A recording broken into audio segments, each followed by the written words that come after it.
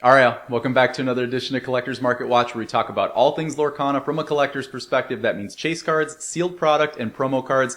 And we have a massive episode lined up for you today. Fabled draws closer and closer to its release date, and every single day that goes by, we get new announcements, card reveals, so much more. We're going to talk about Fabled, as well as some other things going on in Lorcana in the collector space. But y'all, before we get into it, it would mean so much to us if you would consider scrolling down and hitting that subscribe button. We do pack opening content on the channel every Sunday and Thursday, and Market Watch content on the channel just like this every Tuesday. Also, make sure to go join the Discord. Link is down in the description for that as well. And with all of that out of the way, let's get into today's episode. And we are actually going to start somewhere where I did not think we were going to start. I thought we were going to be talking about Fable. Honestly, I thought we were going to talk about Fable the entire episode. I kind of figured that we were going to do that the whole month of August, but we're actually going to start somewhere else.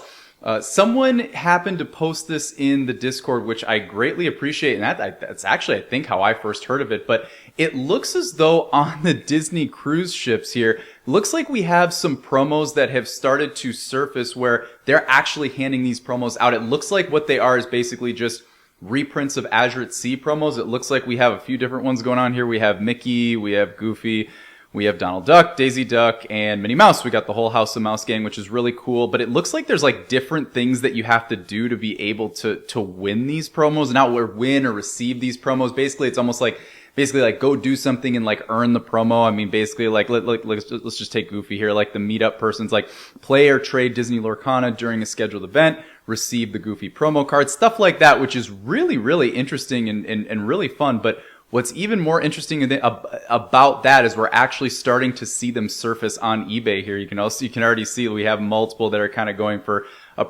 similar prices here. It looks like about 150, 200, something like that. It looks like it's all going to be from a similar seller. We'll probably start to see more and more of these surface. But what is really interesting about these as we drill into one of them here is as I go in here, you'll see that we kind of have this like very unique looking logo here. Honestly, if anybody who knows what this is, let me know down in the comment section. I'm not going to pretend like I know what this is, but it is very interesting. We see here this logo. It's not the actual promo logo like with the two triangles or whatever, or that promo that you get where you actually go to set championships and compete. This is kind of its own thing, which is really interesting. Really fun, really cool idea. This is certainly the kind of thing where like long term, depending on how many of these they print, I mean, because it all has to do with the commodities perspective, right? A lot of times I'll get questions that, people will say to me like, how do I know if this is going to be valuable long term, something like that. Really, more times than not, what I'll tell people is just if you have the ability to do it, whether it's a retail set, whether it's, promo cards, whatever it might be, first of all, if you want it and it makes you happy and you can afford it, you can comfortably do it, go get it, because that's like kind of the main thing, right? That is the soul of collecting at the end of the day, right? But at the same time, I'll also kind of call out the idea of if you have the ability to get something, get it and just stay consistent with it, because you don't really know what's going to be valuable long term. It could very well be that based on the timing or where we are in the market or where we are in society, economy, whatever it might be, these are just, going to be, easier or harder to acquire. A perfect example of this would be something like, take from back in the day, like something like COVID, right? Like nobody was obviously going on ships or anything like that, right? So like if you could find these on ships, like maybe like 2019, they were doing this and then it got cut abruptly and they weren't able to, pass out as many of them or something like that. Obviously, theoretically, those cards are still out there, but at the same time, they're harder to get in individual collectors' hands. Those are the exact types of things. Things are short printed. They're not making as many because people aren't buying as many things because it's a weird time in the economy, whatever. That's kind of how things typically shake out in the market and be more valuable. Will these be more valuable than, say, like the Costco Inklands promo? I mean, to be honest with you, like they're using the same exact Mickey artwork that we had, from Azure as that Costco Inklands promo. If you're asking yourself, like, I wonder what's going to be more valuable, the Inklands Costco promo cards or these promo cards, like, in all honesty, it's hard to know. I mean, at first glance, you'd say to yourself something like, well, there's a lot of Costco's out there and they're selling a ton of these. And so it's probably going to be more the cruise ships because there's less cruises and things like that. But we really don't know. Really, if you have the ability to get them, go get them. But the other thing I'll call out on the price side of this, I mean, obviously here we see like, $150. And look, first and foremost, let me call something out. I will say don't buy it. Don't buy these for this. They'll go down just like everything else, just like another promo that we're going to talk about here shortly that we talked about in last episode of Market Watch. But what I will say about this is, and I'm pretty sure I said this last episode when as it pertained to the promo cards, this seller's not doing anything wrong. And to tell you the truth, I would probably do the exact same thing if I were someone who was not in the business of keeping the, certain cards or something, as part of my collection. Like, let's say I went onto a Disney cruise and I was not a Lorcana collector. Like, let's say wasn't a collector at all, and they start handing these cards out. If I knew anything about anything, man, the first thing I would be doing is I would be getting on my phone. I would be setting these cards up. I'd be snapping a picture of these things and I'd be throwing them on eBay for way too much money, right? Like, why would you not, right? You're first to market, right? You can put them for whatever you want. Look, over time, these will probably end up going down in price. So obviously don't buy into any type of FOMO like this. However, I mean, I have no idea what this is going to entail.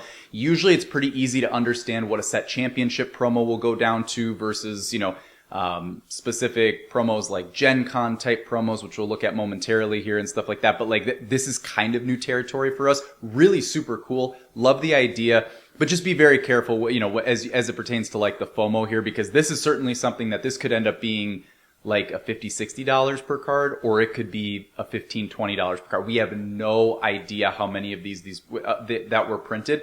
Just know that over time, there's going to be more and more that will hit the market. And so I would say give it a minute to breathe, let it flush out, but something really cool to track. And these borders, like these border promo cards, I'm all for them. Super fun idea, super cool idea. And, if they are going to reprint cards, which, I mean, obviously we're going to talk about that more in today's episode, not a bad idea to use it for this purpose. So something really cool to keep our eyes on that's a little bit different, not Fabled related. Also something that's not Fabled related is the Goofy Gen Con promo, the Emerald Champion.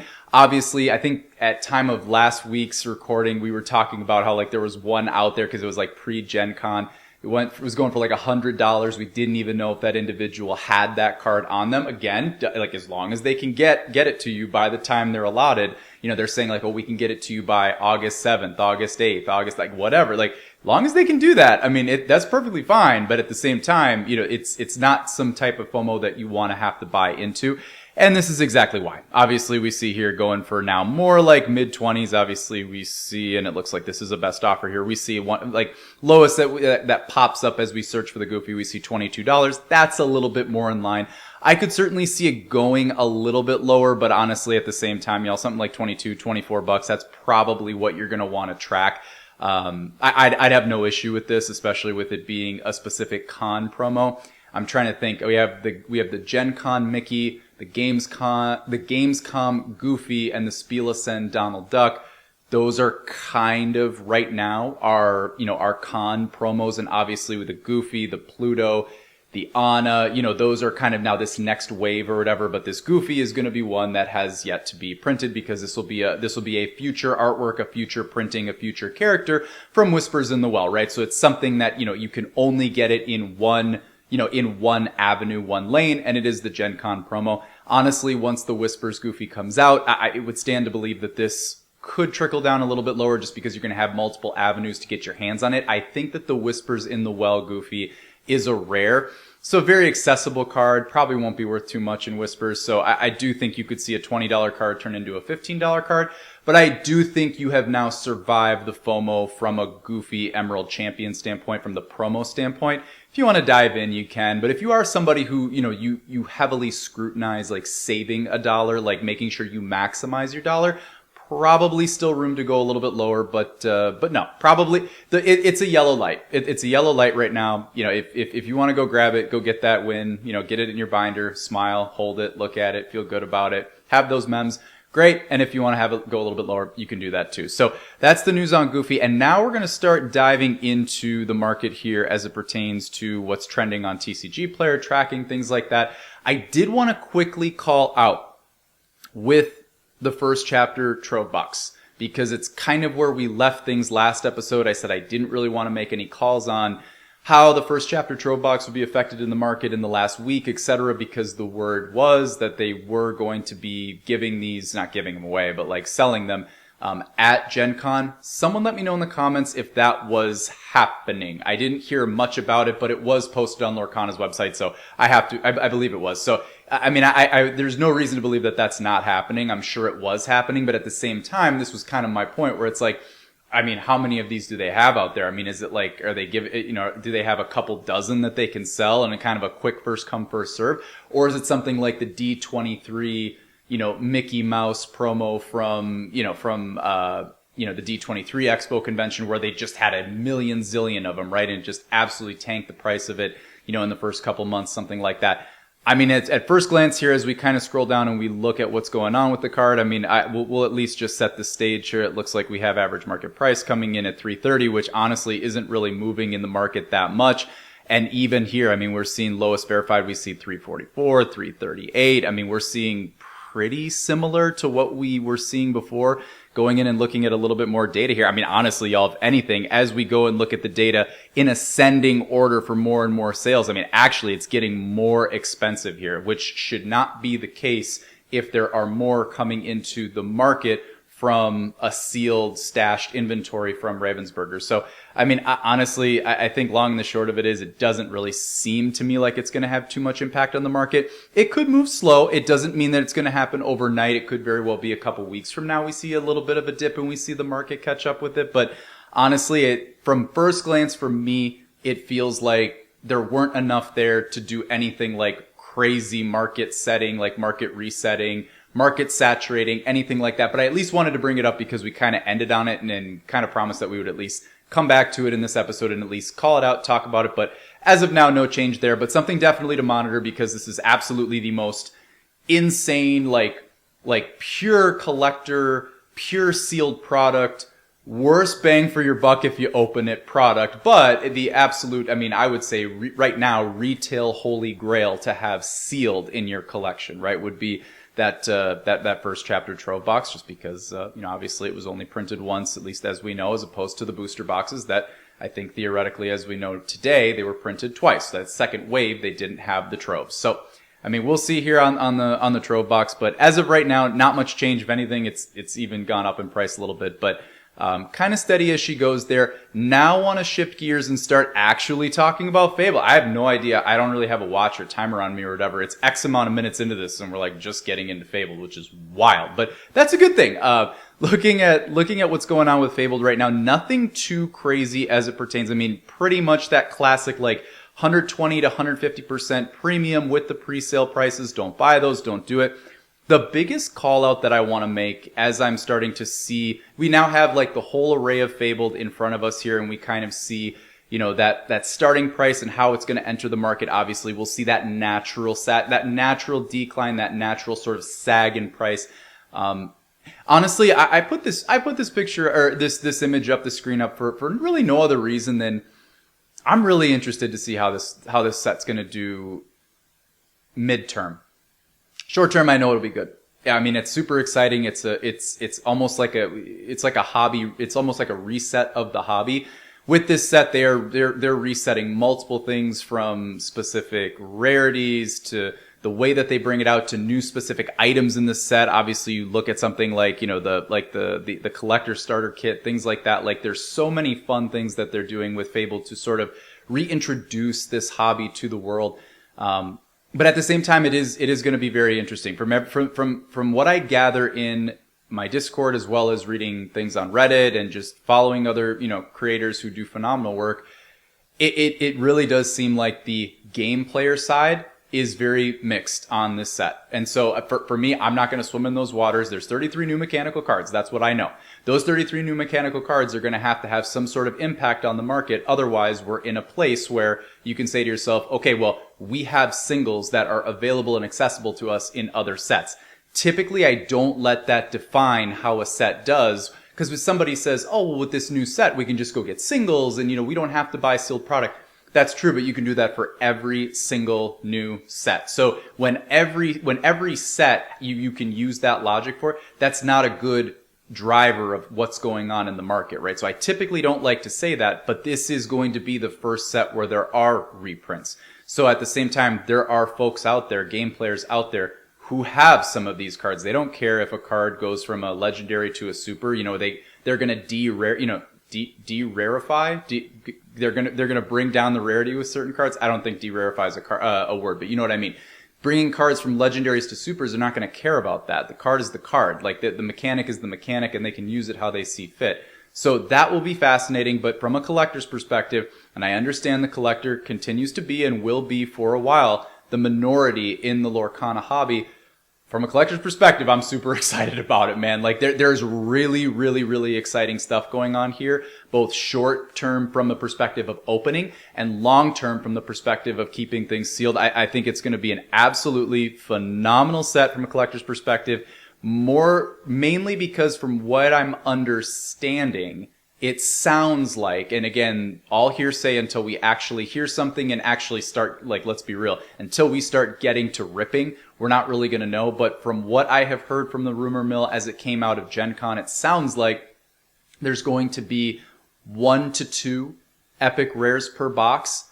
I am just so fingers crossed that this happens, because I really do believe that that would be such a perfect point, such a perfect ratio for how they would do boxes. So many boxes right now with Lorcana, and one of the big issues with Lorcana right now is as you go and open up a booster box, even a cheap box at $90, something like that. I mean, if you don't pull an enchanted, you're going to get your 6 legendaries, what have you. Maybe one of them you get lucky, hit a $15 to $25 legendary, and I mean $20 plus.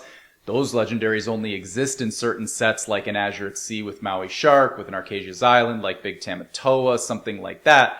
But at the same time, I mean, if you don't hit that, I mean, you're just stuck holding a bunch of legendaries that, I mean, you're getting back about 15-20% of your value. So with the epics, this presents an opportunity to really be able to feel like you're having that magic of pulling those alternate arts. Gives you something separate to chase, and if you do have 1 or 2 per box, with the amount of epics that are going to be in the set, it actually makes it feasible to maybe track down and collect all of the epics and actually rip the epics. I still think with the enchanteds, it's going to be a wild goose chase and probably a fool's errand, but I do think with the epics, you might actually have a chance. It's possible. So super interesting to see what's going on there. I did want to highlight, because I don't really think we've talked about it to this point on the channel from a market perspective, is the Fabled Collection starter set. I mean, like I said, such a cool, unique product, and just the fact that they are acknowledging and really prioritizing and lifting up the collector as it pertains to this hobby. That is a really big deal, and it shows us that they do see a future on the collector side of it. How it's going to end up going in terms of like collector to game player, I mean, who knows, man? It could be 80-20, 20-80, everything in between. Who knows, right? But it is fun to know that if you do come from that more collector side of the fence, that you have something that is represented to you, right? It's a special thing. It's a really cool thing. But also we're going to talk about how this pretty much lines up with everything else where you shouldn't be buying it right now. So we see average market price coming in. We're just going to call it $75 just because it's a round number and it's easier for me to kind of speak to. So $75. So within this, you're going to see that we have a few different things going on. You're going to see, of course, we have our 4 packs. You're going to see we have our promo tink. And then, of course, you're going to see we have the binder here. So if you just look at it from like the most base perspective, like call the binder, I don't know, call the binder $10. I mean, my Vault X binders are like 25, 30, right? So like, and those are like really, really high quality binders. So like these ones that they're just chucking around in Targets and Walmarts and Best Buys and things like $10, something like that. Really cool artwork. I mean, that alt Mickey BLT artwork is so sick. So it's definitely like a really cool, fun sealed product idea. But anyway, $10 for the binder. $5 for the promo. These border promos, I mean, what other than those new Azure at Sea ones that came out on the Disney Treasure Cruise that will continue to go down in price. I'm very confident of this. The other border cards, I mean, they're about $5, right? The Lilo Escape Artist, the Mickey from Costco bundle, like all of those, they're all kind of around $5. So binder 10, promo card 5, we're up to 15. That means that we have $60 left in value to hit that $75 price point. That means that the 4 packs would need to be going for as much as what first chapter packs are going for right now, which is $15 in order to make this worth your investment, right? So just wait. I'm just looking for like fun ideas at this point, just to say like, don't do this. Like, just don't do it. You don't have to do it. But at the same time, I know that we have so many new people that constantly come in week after week. Some people watch a market at watch. They'll miss the next couple, come back in. So I always repeat things like this that I find the most important. And this one definitely is the most important, right? Don't worry. There's going to be plenty of these to go around. Wait till this ends up surfacing at your local Target, Walmart, Best Buy if you're in North America, etc. And you'll probably see it for like, $50 give or take. So give that time. And you're going to have yourself something really cool. I do want to quickly transition into the individual singles that have to do with reprints in Fabled. And this is something where there have been, like I said, there have been creators who've done great content on this already, but I do think it is worth calling out, and it will sort of bridge into other things that we want to talk about here. So this is probably, if you're someone who's really tapped in right here, this is going to be just a little bit of a refresher. If you haven't heard this before, well then I guess now's your time. But I believe it was around this time, maybe last week, maybe like 5-6 days ago, where we did start to see certain cards, for instance here like Aerial Sonic Warrior, which if you did not know, Aerial Sonic Warrior, the super rare version from Ursula's Return, is getting a reprint in Fabled, right? So this card will be in Fabled, not the enchanted version, but the regular art version. But it does look like we do have a buyout for Aerial, and we see right here kind of coming in. You can typically tell when buyouts happen for a couple of different reasons, of course. Average market price coming in at 138, and then looking down the screen here and seeing that the lowest verified listing 193, that is your first clue right there. Obviously there's multiple different ways that you can figure it out, but like that delta between 193 and 138, that's way out of whack, right? Which obviously you can also see that there's, you got this specific arrow happening right here, like that's going straight up. You see that serious bounce right there. That's another way to judge it. Then also as you go in and look at more data here, you can start to see, and it looks like it was the 31st of July, if I'm not mistaken. So you see here, you see all of these different aerials getting bought up from top to bottom here. You see all of them getting bought up for this different price point here of this, and I mean, actually, there's even more here going down from the 31st, man. There's so many from the 31st. That's wild. Like that, it's the whole screen. It's the whole screen. That's absolutely nutty, okay? So what is happening here is someone is trying to lock, or multiple people are trying to lock in a certain price point, understanding that there's a very good chance that because this aerial is going to see play in Fabled, which means that it stands to continue to live on in set rotation for years to come as it goes through rotation, very good chance that aerial from an enchanted perspective that is not getting reprinted will have the chance to keep appreciating in price. So honestly, good timing from those individuals. We did also see it with the Robin Champion of Sherwood as well. As you see here, same exact bounce, and I'll scroll up here and actually go to Robin Hood.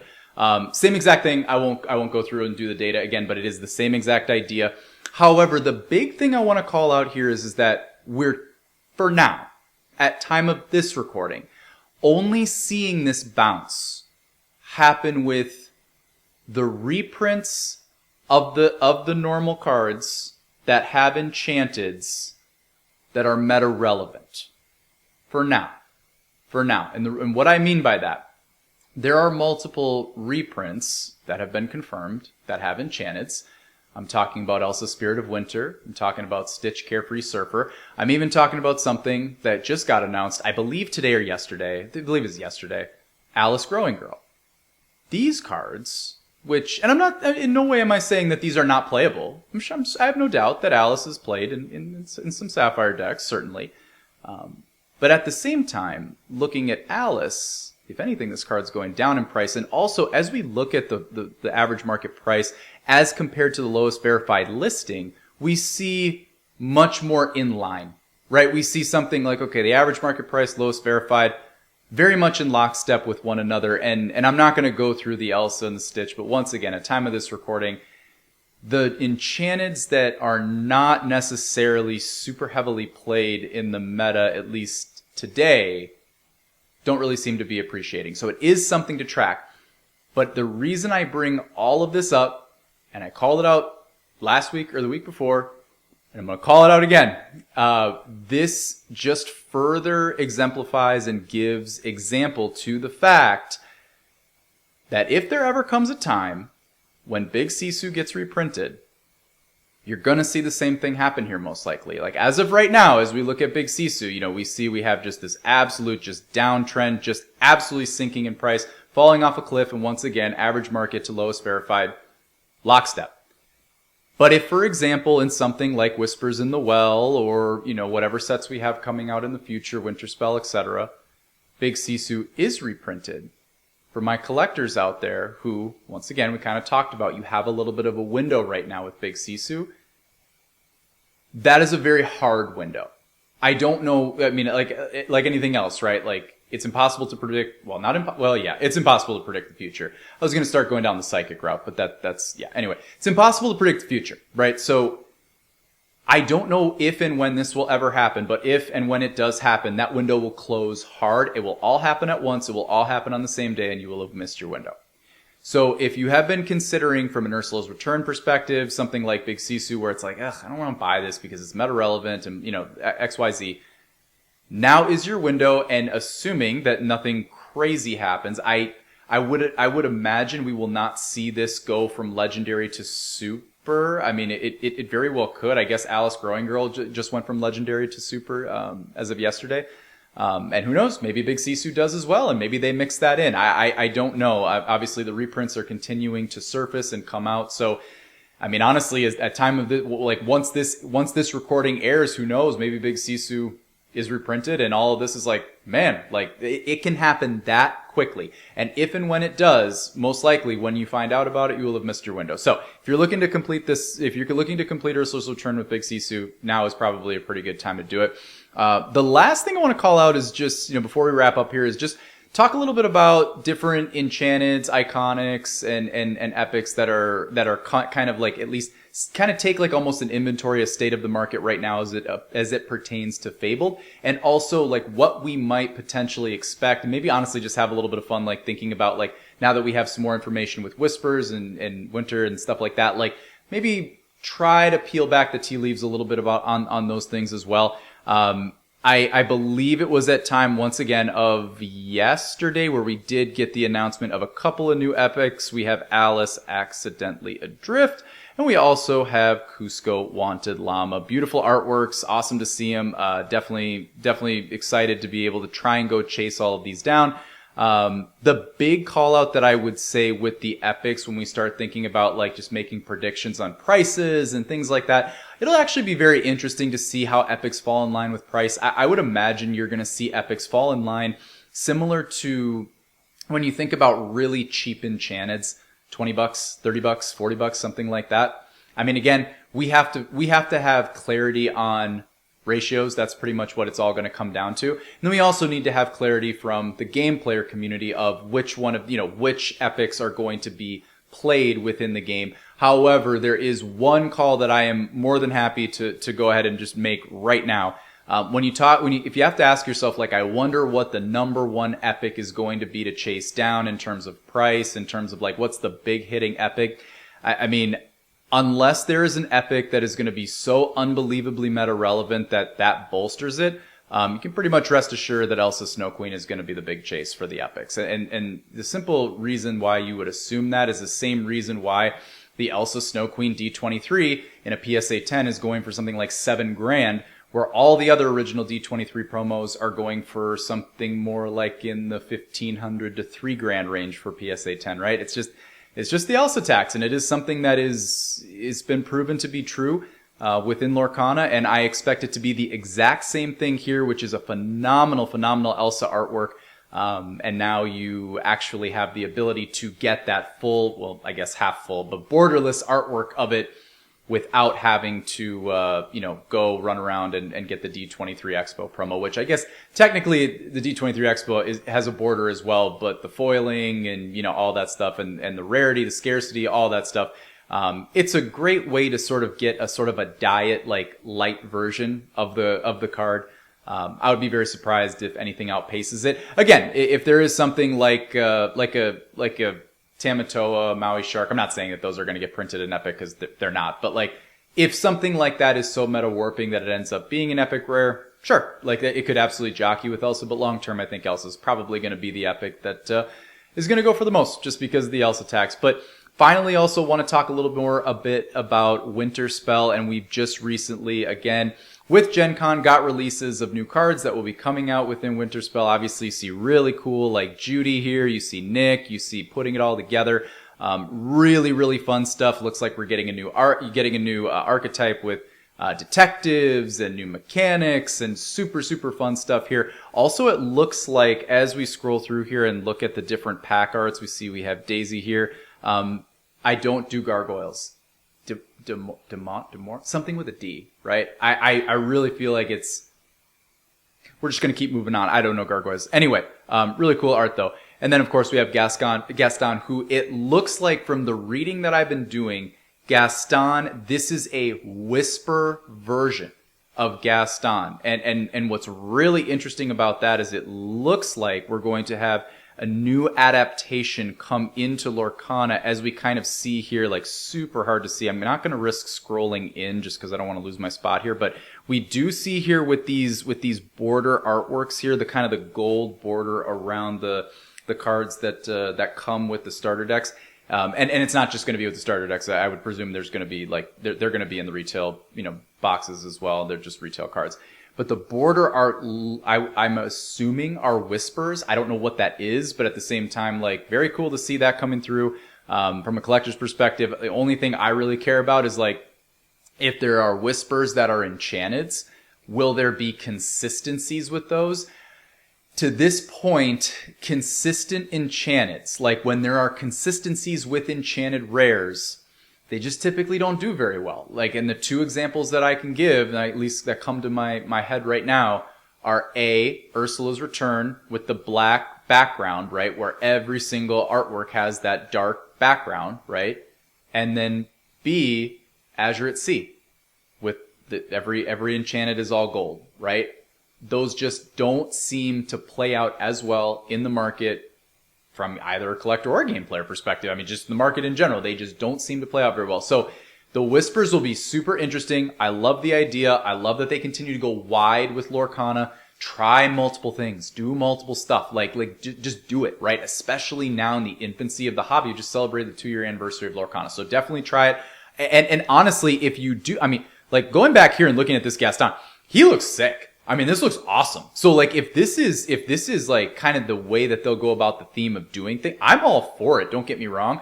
But like, if every single enchanted, epic, etc. has like the same type of look and feel and theme, I'm just saying it is something that, uniqueness is something that is attractive to most collectors, right? So like, we will see how that pans out. But overall, I do love it. I'm making a very small little like nugget there that I'm kind of like noodling over, but super excited about that. Obviously we have the other starter deck as well. Judy is not, obviously, does not look like she's a whisper, but, the Robin Hood is, I believe, which is really cool. And then the final call out I want to make has nothing to do with this artwork, which I assume is going to be the playmat, which would be absolutely sick. But the big call out I want to make here, just as we kind of wrap up, is, and this is just going to be like, I'm just going to kind of make like a low-key prediction. I could be so wrong. Like, I just think it's fun to make predictions. You know what? Sometimes they're going to hit and we're going to feel great about ourselves. Sometimes we're going to miss and be like, oh, wasn't even close, but we still had fun doing it, right? We got to entertain ourselves around here. Don't be surprised if you see this artwork, this card, this specific Judy Super from Whispers, assuming that they continue with the theme that they're doing in Fabled. Do not be surprised if this is one of the two iconics in Whispers in the Well.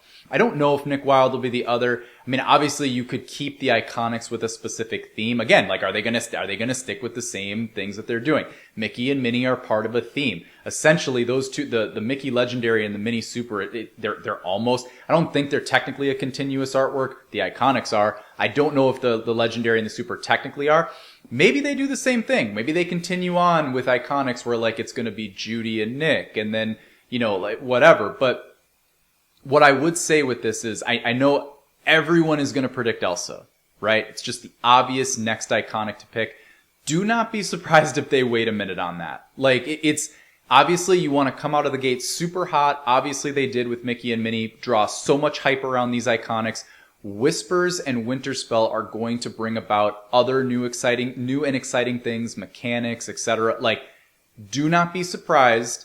Along with the release of Zootopia, which I believe is going to be November of this year, around when Whispers in the Well comes out, which I believe is the first week in November, do not be surprised if they try and sort of time that up in, just from a societal content hobby perspective. Makes a lot of sense. We'll see if they do it. I don't know. They've had a lot of time to plot this out. That break that they went on for whatever it was, January to like May, like they had a lot of time to plot for the next season. And don't be surprised if they decided to do something like line this up.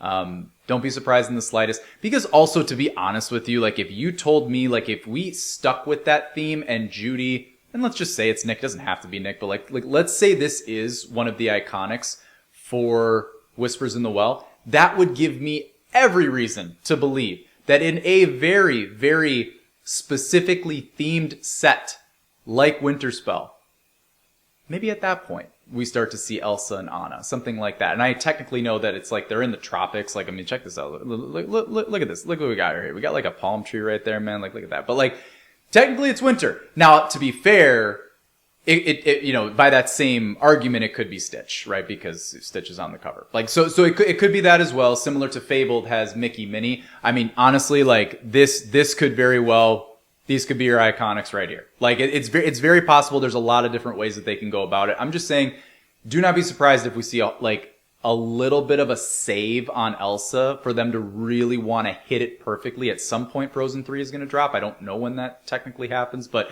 someone in the comments will probably let me know that. But don't be surprised if they time that up. And honestly, I really hope that Judy is the iconic in Whispers, just because that will show me that they're paying attention to taking advantage of the content that is coming out with Disney. Like I've always said that they should make a show about Lorcana, right? We did an episode about that a while back, and maybe one day they will. Similar to how Pokemon took advantage of their content, but at the same time, Disney already makes content. So by doing that, take advantage of that, right? Take advantage of what is already an absolutely flawless machine, and take advantage and capitalize on those opportunities. So we'll see what happens there, but y'all, that's going to do it for today's episode of Market Watch. Make sure to like, comment, and subscribe to the channel, and until next time, we will see you all on the other side.